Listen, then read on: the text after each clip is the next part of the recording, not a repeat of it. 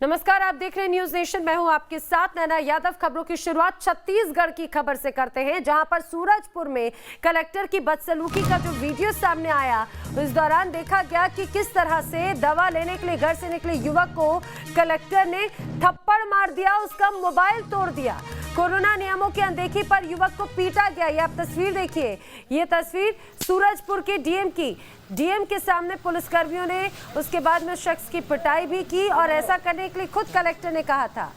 Collector ने युवक का मोबाइल लिया, देखा और उसके बाद में जमीन पर पटक कर तोड़ दिया। ये वीडियो जमकर वायरल हुआ। जब विवाद इसको लेकर बढ़ा, वीडियो वायरल होने पर कलेक्टर ने माफी मांगी अपने इस बर्ताव को लेकर। दरअसल आईएएस एसोसिएशन ने भी डीएम की निंदा की थी, जिस तरह से डीएम का ये बर्ताव रहा था। मामला दरअसल इस तरह का है कि छत्तीसगढ़ के सूरजपुर में लॉकडाउन है।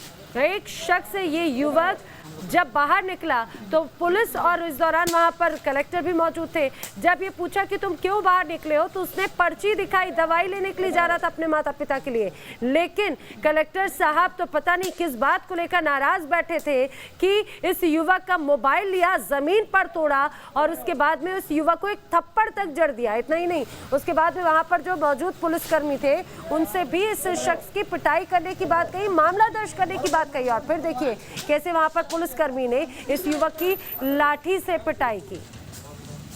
ये मामला जब सामने आया, वीडियो जब वायरल हुआ, तो उसके बाद में देश भर में कलेक्टर की इस कृत्य की निंदा की गई और उसके बाद में आईएएस एसोसिएशन ने भी निंदा की है। वीडियो वायरल होने के बाद में कलेक्टर ने माफी मांगी। छत्तीसगढ़ के सूरजपुर में कलेक्टर की बदसलूकी देखने को मिली। और छत्तीसगढ़ के स्वास्थ्य मंत्री टीएस सिंहदेव इस समय हमारे साथ में जुड़े। टीएस सिंहदेव साहब, स्वागत है आपका। जिस तरह से लॉकडाउन तो है सर, लॉकडाउन पर का पालन कराना भी प्रशासन की जिम्मेदारी, लेकिन डीएम का ये रवैया क्या कहेंगे? ये स्वीकार नहीं है, ऐसा बिहेवियर, ऐसा बर्ताव बिल्कुल स्वीकार नहीं है। और इस बाबत मुझे भी कल जानकारी लगी थी, मुख्य सचिव जी से भी, मुख्यमंत्री जी से भी मैं अपनी ओर से जरूर बात करूंगा। जी, तो सिंहदेव साहब, तो क्या किसी तरह की कोई कार्रवाई की गई अभी? कार्रवाई तो यही दोनों के माध्यम से होगी। अगर कुछ एक्शन इस पे लेना है तो मुख्य सचिव हैं और मुख्यमंत्री जी हैं, इन्हीं लोग के माध्यम से कार्रवाई होगी। मैं अपनी तरफ से अवश्य उनसे बात करूंगा। बिल्कुल सर, लेकिन देखिए जिस तरह से लॉकडाउन है, लोग पालन करें, प्रशासन का काम है पालन कराना, लेकिन इस तरह से जबरदस्ती या फिर अगर किसी शख्स की वजह जाने बगैर इस तरह के बर्ताव को लेकर क्या कहा जाए? आखिर लोग कैसे बाहर निकलेंगे अगर कोई जरूरत के सामान के लिए भी अगर बाहर निकलता है तो? अगर लॉकडाउन है और उसमें कुछ वस्तुओं के लिए और विशेष करके दवाई के लिए दुकानें भी खुली रखी गई, तो कोई अगर उस काम के लिए बाहर जाता है तो ना तो वो आपत्तिजनक है और ना उस पर फिर कोई कार्रवाई का प्रावधान है। और उसके अतिरिक्त अगर कोई ऐसी बात है कि कोई घूमने फिरने या बिना किसी जरूरी काम के बाहर दिखाई देते हैं तो कार्रवाई की जा सकती है, लेकिन वो कार्रवाई मारने से तरीका गलत है। उसमें आप डिटेन करना चाहें डिटेन करें, पेनल्टी लगाना चाहे पेनल्टी लगाएं, हाथ चला के कार्रवाई करना ये स्वीकार नहीं है। बिल्कुल, हाथ लगाकर ये कार्रवाई करना स्वीकार नहीं है। टीएस सिंहदेव छत्तीसगढ़ के स्वास्थ्य मंत्री ये आश्वस्त भी कर रहे हैं कि मुख्य सचिव कार्रवाई जरूर करेंगे, क्योंकि डीएम का ये रवैया वाकई में बहुत ज्यादा निंदाजनक है। सिंहदेव साहब, आप बने रहिएगा। मैं चाहूंगी कि आप भी सुने उस शख्स को, उस युवक की पीड़ा जो बाहर निकला था और उसके साथ में बर्ताव किया गया। मेरी दादी अस्पताल में एडमिट है, कोविड सेंटर में है, तो मैं वहाँ उनके लिए खाना लेके गया था और प्लस उनका डॉक्टर बोले थे कि ब्लड टेस्ट कराना है। तो ब्लड टेस्ट कराने के लिए भैया को लेके गया था लैब से, तो वो ब्लड लेके आए और वहाँ मैं रुका और उनको पैसा वैसा दिया और उनका जो जांच डॉक्टर लिखे थे वो दे के और मैं आ रहा था।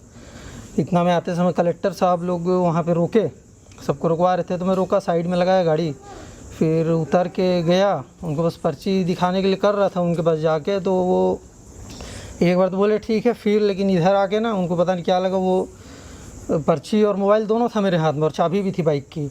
अब पहले तो वो क्या बोलते हैं कि मोबाइल लिए और पटक दिए, फिर पर्ची देखे भी नहीं और एक झापड़ मार दिए मेरे को, और पुलिस वाले को से भी बोले कि मेरे को मारने के लिए, और चाबी ले लिए बाइक का और मोबाइल एकदम तोड़ दिए पूरा। क्या लगता है क्या होना चाहिए? अब सर देखिए, कोई छोटा अधिकारी कुछ करता तो हम बड़े अधिकारी के पास जाते शिकायत करने के लिए। अब जिले के जो सबसे मेन मालिक हैं कलेक्टर साहब, वो ऐसा किए हैं तो अब किसके पास जा सकते हैं। सुना आपने, टीएस देव साहब भी मेरे साथ में जुड़े हुए हैं। सर, आपने भी सुना होगा कि जब अगर कोई छोटे अधिकारी की अगर ऐसा कोई कृत्य होता है तो आला अधिकारियों से शिकायत की जाती है, लेकिन अगर शहर का, जिले का कलेक्टर का अगर इस तरह का बर्ताव होगा तो सर बाकी अन्य जो अधिकारी कर्मचारी उनसे क्या बर्ताव की अपेक्षा की जाएगी? इसीलिए मैंने पहले ही कहा था कि मुख्य सचिव जी से बात करेंगे। अगर जिले के सबसे बड़े और जिम्मेदार अधिकारी कलेक्टर हैं तो प्रदेश में सबसे बड़े और जिम्मेदार अधिकारी चीफ सेक्रेटरी हैं, और ये उनके कार्यक्षेत्र की भी बात है, मैं उनको अवश्य बोलूंगा। सर, लेकिन जिस तरह से अभी कोरोना को लेकर स्थिति बनी हुई है, आप क्या कहना चाहेंगे? लोगों के साथ में हम लोगों से तो अपील करते हैं कि वो लॉकडाउन का पालन करें, जो कोविड अप्रोप्रिएट बिहेवियर उसका पालन करें, लेकिन आपको नहीं लगता कि अनुशासन का पाठ अब कहीं ना कहीं ऐसे अधिकारियों को भी पढ़ाना जरूरी है? हर अधिकारी को, हर व्यक्ति जो समाज का है, ये सबकी जिम्मेदारी है। केवल अलग अलग जिम्मेदारियों से जुड़े हुए होने से अलग अलग स्थान पे आदमी दिखता है, अलग पद पे आदमी दिखता है, तो जिम्मेदारी सामूहिक है।